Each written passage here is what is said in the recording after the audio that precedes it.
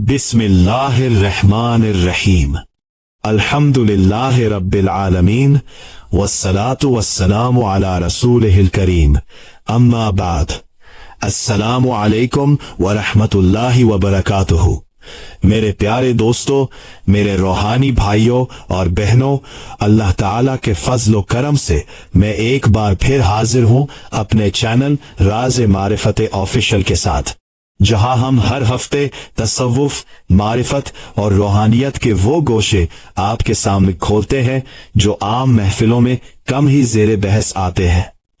अगर आप पहली बार हमारे साथ जुड़े हैं तो मेरी गुजारिश है कि चैनल को सब्सक्राइब जरूर करें और बेल आइकॉन दबा दें ताकि हमारी आइंदा वीडियोस की इत्तला आप तक बर वक्त पहुंचे। आज जो कलाम हम आपके सामने पेश करने जा रहे हैं उसका उन्वान है हमें तो अल्लाह की पड़ी हुई है, और ये कलाम असर हाजिर के एक साहिब निस्बत दरवेश हजरत ख्वाजा मखदूम इलाही कुद्दस सरहुल अजीज के दीवान से लिया गया है। हजरत ख्वाजा मखदूम इलाही साहिब उस रूहानी सिलसिले के बानी है जिसे सिलसिला गौसिया, सुल्तानिया, बिलालिया, माशूकिया के नाम से जाना जाता है, और आपका दीवान 6 किताबों पर मुश्तमिल एक वसी रूहानी खजाना है जिसमें मारिफत इलाही, इश्क हकीकी और सुलूक के मुख्तलिफ मराहिल को निहायत दिलनशीन अंदाज में बयान किया गया है।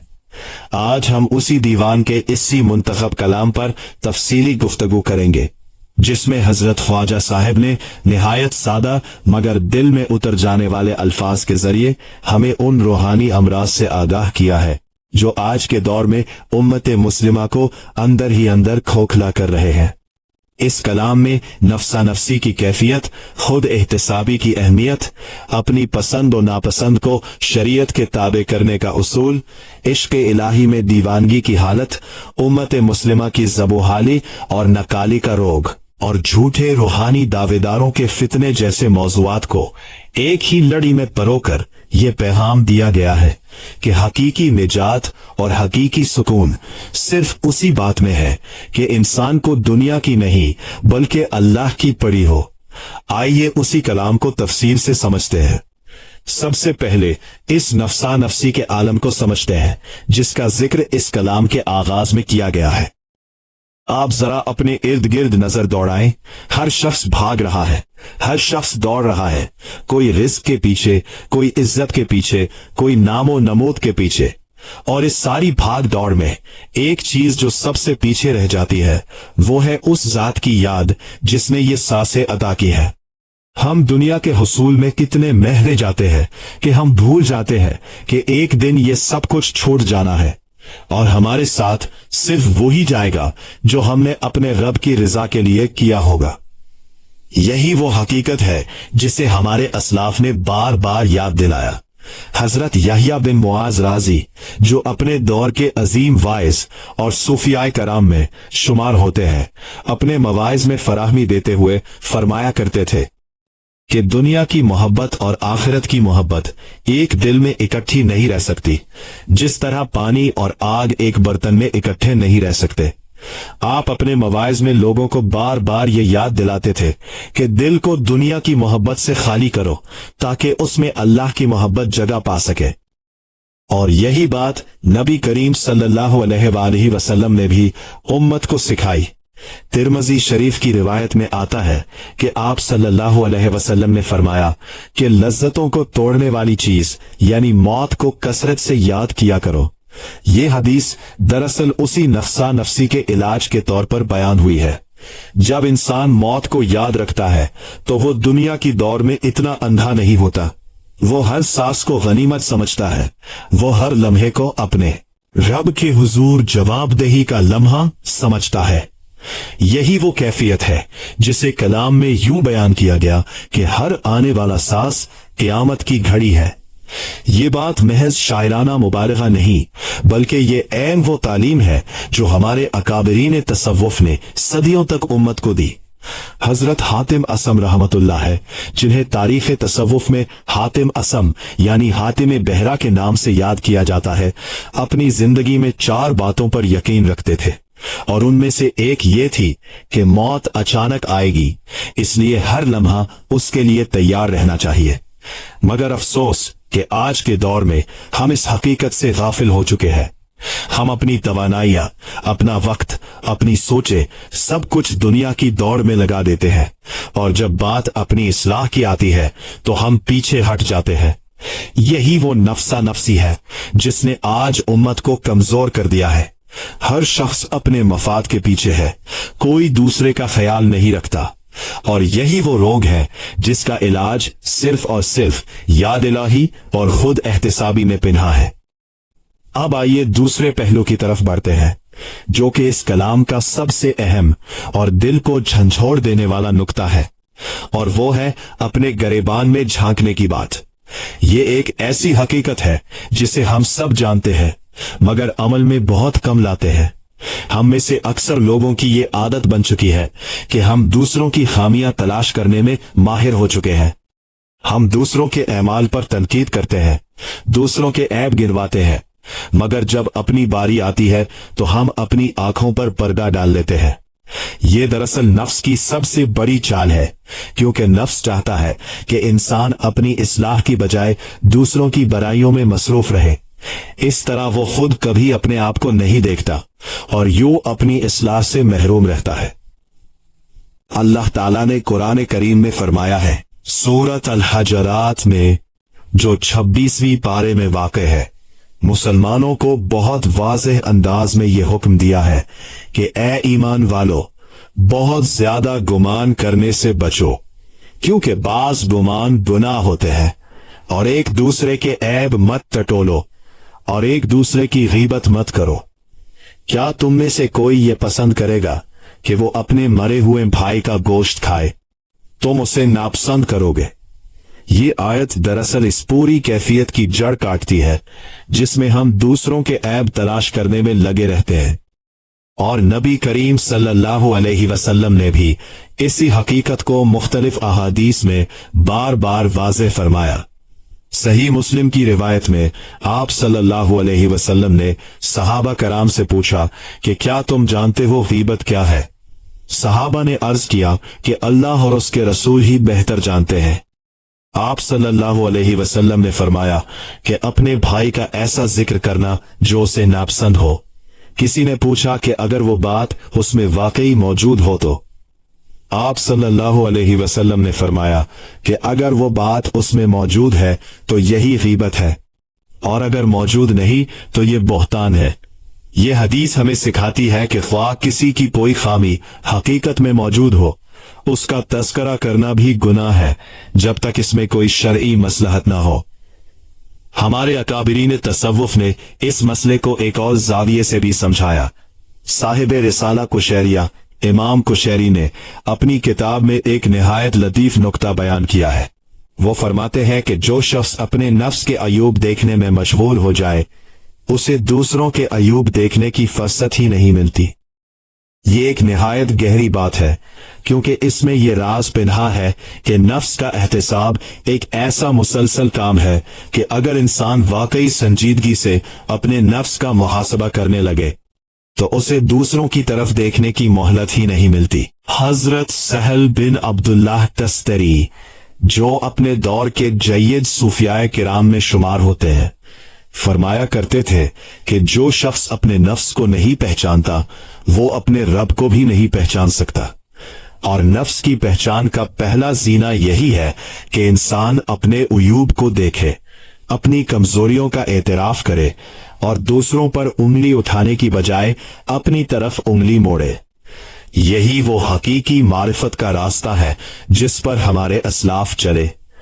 अब आइए इस कलाम के उस हिस्से की तरफ जो खबरदार करता है कि कुरान और हदीस ने हुक्म दे दिया है कि पसंद व नापसंद कैसे करनी है, और ये कि हम अपनी मर्जी से पसंद व नापसंद के फैसले नहीं कर सकते।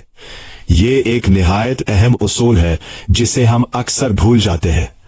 हमारी जिंदगी में हमारा ईमान दरअसल इसी चीज की कसौटी पर परखा जाता है कि हम किस चीज को पसंद करते हैं और किस चीज को नापसंद करते हैं।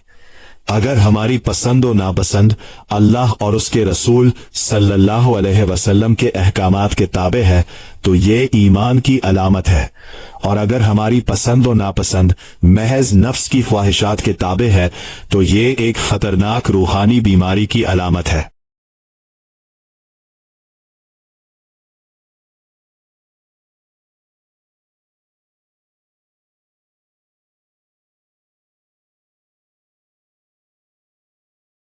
अल्लाह ताला ने सूरतुल अहज़ाब में इरशाद फरमाया है कि किसी मोमिन मर्द और मोमिन औरत के लिए ये रवा नहीं कि जब अल्लाह और उसका रसूल किसी मामले का फैसला कर दे तो उनके लिए अपने उस मामले में कोई इख्तियार बाकी रहे।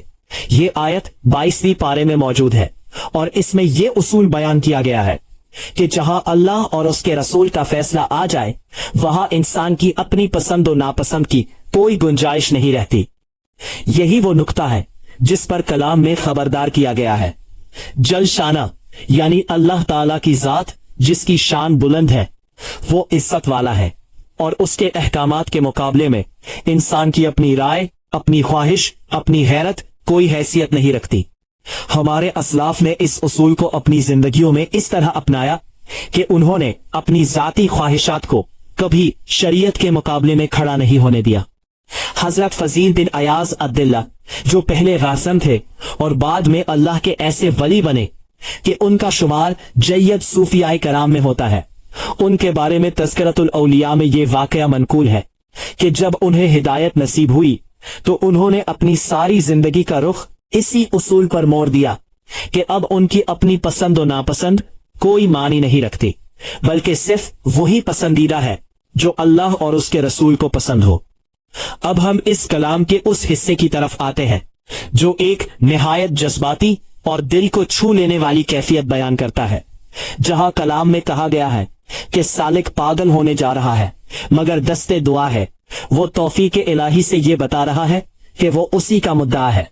ये कैफियत दरअसल तसव्वुफ की इस्तिलाह में उस हालत से मुशाबहत रखती है जिसे हमारे बुजुर्ग इस्तिगराक या गल्बे हाल कहते हैं, यानी जब तालिब हक की तलब इतनी शदीद हो जाती है कि वो जाहिरी दुनिया से बेपरवाह हो जाता है, हालांकि दर हकीकत वो अपने रब की मोहब्बत में गुम हो चुका होता है।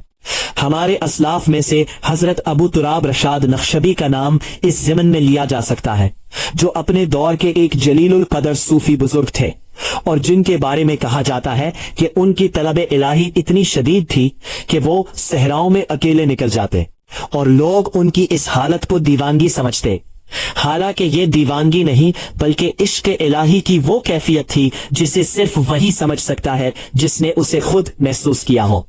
मगर इसके बावजूद, और यहाँ कलाम में एक निहायत अहम नुक्ता बयान किया गया है, वो ये कि इस दीवानगी के बावजूद वो दस्ते दुआ है, यानी वो अपनी हालत में भी अल्लाह के सामने झुका हुआ है।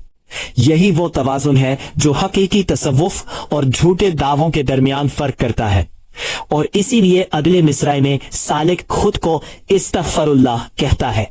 ये दरअसल आजिज़ी की इंतहा है। जब इंसान अपने आप को अल्लाह के करीब महसूस करने लगे, उसी वक्त उसके दिल में ये खौफ पैदा होना चाहिए कि कहीं ये एहसास उसके नफ्स का धोखा ना हो। हजरत बायजीद बिस्तामी रशाद के बारे में फतुहात मक्किया में हजरत शेख अकबर मुहियुद्दीन इब्ने अरबी ने यह नुक्ता बयान किया है कि जितना कोई सालिक अल्लाह के करीब होता जाता है उतना ही उस पर अपनी कोताहियों का एहसास शदीद होता जाता है, क्योंकि कुर्ब की रोशनी में इंसान को अपने नफ्स के वो धब्बे भी नजर आने लगते हैं जो पहले पोशीदा थे। अब हम आते हैं इस कलाम के उस निहायत अहम हिस्से की तरफ जो हमारी कौमी और रूहानी शनाख्त पर एक कारी ज़र्ब लगाता है, जहां कहा गया है कि हमारी हरकतें ऐसी हैं जैसे हम गैरों के गुलाम हों, और मासरत के साथ सवाल किया गया है कि हम कहाँ के मुसलमान हैं। ये एक निहायत तल्ख मगर हकीकी सवाल है जो हमें अपने आप से जरूर करना चाहिए। आज हम अपनी जिंदगियों में देखें तो हमारा रहन सहन, हमारी तरजीहात, हमारी सोच का अंदाज, सब कुछ कहीं न कहीं गैर इस्लामी तहजीब से मुतासिर नजर आता है। नबी करीम सल्लल्लाहु अलैहि वसल्लम ने सुनन अबी दाऊद की रिवायत में इरशाद फरमाया कि जो शख्स जिस कौम की मुशाबहत इख्तियार करे वो उन्हीं में से है یہ حدیث دراصل اس بات کی طرف اشارہ کرتی ہے کہ ظاہری مشابہت بھی انسان کی باطنی کیفیت پر اثر انداز ہوتی ہے، اور جب کوئی قوم اپنی اصل تہذیب و ثقافت کو چھوڑ کر دوسروں کی نقالی میں لگ جائے تو وہ آہستہ آہستہ اپنی روحانی طاقت اور اپنی شناخت کھو بیٹھتی ہے۔ اور اسی سلسلے میں کلام آگے بڑھتا ہے اور کہا گیا ہے کہ اگر وحدت کو نہ پکڑا گیا تو پھر کفار کی طرف سے تڑی یعنی دھمکی اور غلبہ مؤدر بن جائے گا۔ اللہ تعالیٰ نے سورت آل عمران میں جو چوتھے پارے میں موجود ہے ارشاد فرمایا ہے کہ اللہ کی رسی کو سب مل کر مضبوطی سے تھام لو اور آپس میں تفرقہ مت ڈالو۔ اس آیت میں اللہ تعالیٰ نے وحدت کو مسلمانوں کی بقا اور طاقت کا زینہ قرار دیا ہے۔ نبی کریم صلی اللہ علیہ وسلم نے صحیح بخاری کی روایت میں مسلمانوں کی باہمی محبت اور اتحاد کو ایک جسم سے تشبیہ دی ہے۔ فرمایا کہ مومنین آپس کی محبت، رحم دلی اور شفقت میں ایک جسم کی مانند ہے۔ جب اس کے ایک عضو کو تکلیف ہوتی ہے تو سارا جسم بخار اور بے خوابی میں مبتلا ہو جاتا ہے۔ صاحب تذکرۃ الوالیہ نے اپنی کتاب میں یہ نقطہ بارہا دہرایا ہے کہ حقیقی اہل اللہ کبھی امت میں تفرقہ کا باعث نہیں بنتے، بلکہ وہ ہمیشہ محبت، بھائی چارے اور اتحاد کی تعلیم دیتے ہیں۔ اب ہم اس کلام کے سب سے تلخ اور معاشرتی طور پر نہایت اہم حصے کی طرف بڑھتے ہیں، جہاں ان جھوٹے دعویداروں کا ذکر کیا گیا ہے جو لوگوں کے حال احوال پوچھتے ہیں، لوگوں کا حساب کتاب کرتے ہیں اور فلاں پھندے کو ہٹانے کے دعوے کرتے ہیں۔ ہمارے معاشرے میں ایسے بہت سے لوگ موجود ہیں جو خود کو روحانی رہنما ظاہر کرتے ہیں، لوگوں کے مسائل کا حل تعویذ گنڈوں میں تلاش کرواتے ہیں اور بسا اوقات اس کے عوض بھاری رقم بھی طلب کرتے ہیں۔ یہ ایک ایسا عمل ہے جس کی نہ تو قرآن میں کوئی بنیاد ہے اور نہ ہی نبی کریم صلی اللہ علیہ وسلم اور صحابہ کرام کے دور میں اس کا کوئی ثبوت ملتا ہے۔ نبی کریم صلی اللہ علیہ وسلم نے صحیح مسلم کی روایت میں ارشاد فرمایا کہ جو شخص ہمیں دھوکہ دے وہ ہم میں سے نہیں۔ یہ حدیث ان تمام لوگوں پر صادق آتی ہے جو دین کے نام پر، روحانیت کے نام پر لوگوں کو دھوکہ دیتے ہیں اور اپنے ذاتی مفادات کے لیے ان کی سادگی اور مجبوری کا فائدہ اٹھاتے ہیں۔ ہمارے اسلاف نے ہمیشہ اس بات پر زور دیا کہ حقیقی روحانیت کا تعلق اللہ سے تعلق مضبوط کرنے، نفس کی اصلاح کرنے اور عبادت میں یکسوئی پیدا کرنے سے ہے، نہ کہ دنیاوی مسائل کے فوری حل تلاش کرنے سے۔ حضرت ابو حفص حداد رحمہ اللہ، جو اپنے دور کے جید صوفیاء کرام میں شمار ہوتے تھے، فرمایا کرتے تھے کہ تصوف پورا کا پورا ادب ہے، ہر وقت کا ادب، ہر حال کا ادب، ہر مقام کا ادب۔ جو شخص لوگوں کو دھوکہ دے کر ان سے پیسے بٹورے وہ اس ادب سے کوسوں دور ہے۔ اور یہاں کلام میں ایک نہایت اہم اور بروقت نقطہ اٹھایا گیا ہے، وہ یہ کہ ان دعوے داروں پر افسوس ہے کہ ان میں انانیت اور جنگی یعنی ایک قسم کا تکبر اور خود پسندی بہت بڑھ چکی ہے۔ یہ دراصل تصوف کے اس بنیادی اصول کے بالکل برعکس ہے جس پر ہمارے اکابرین نے پوری زندگی عمل کیا۔ حقیقی تصوف کی بنیاد ہی عاجزی، انکساری اور فنائیت پر ہے۔ حضرت جنید بغدادی کے حوالے سے نقل کی ہے کہ آپ سے پوچھا گیا کہ تصوف کیا ہے، تو آپ نے فرمایا کہ تصوف یہ ہے کہ اللہ تعالیٰ تمہیں تم سے مار دے اور اپنے ساتھ زندہ کر دے۔ یعنی حقیقی تصوف میں نفس کی نفی اور خودی کا خاتمہ اصل مقصود ہے، جبکہ آج کے دور میں ہم دیکھتے ہیں کہ کچھ نام نہاد روحانی دعوے دار اپنی خودی کو، اپنی انانیت کو مزید تقویت دیتے ہیں۔ اب آئیے ان دو اصطلاحات کی طرف بڑھتے ہیں جو اس کلام کے آخر میں بیان ہوئی ہے، یعنی میخانہ وحدت اور بزم یاران تصوف۔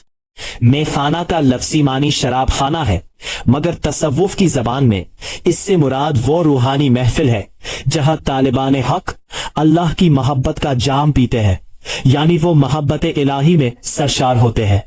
میخانہ وحدت یعنی وحدت کا وہ میکدہ جہاں مسلمان اپنے تمام تفرقوں کو بھلا کر، اپنی انا اور خودی کو مٹا کر صرف اللہ کی محبت میں یکجا ہو جاتے ہیں۔ اور بزم یاران تصوف سے مراد وہ محفل ہے जहां अहले तसव्वुफ यानी अल्लाह के सच्चे तालिब आपस में मोहब्बत और अखोफत के रिश्ते में बंधे हुए एक दूसरे का सहारा बनते हैं। साहिब फतूहात मक्किया ने इस बात को निहायत खूबसूरत अंदाज में बयान किया है कि अहले अल्लाह की सोहबत खुद एक इबादत है, क्योंकि उनकी सोहबत में बैठने वाले के दिल में भी वही नूर मुंतकिल होने लगता है जो उनके दिलों में मौजूद होता है।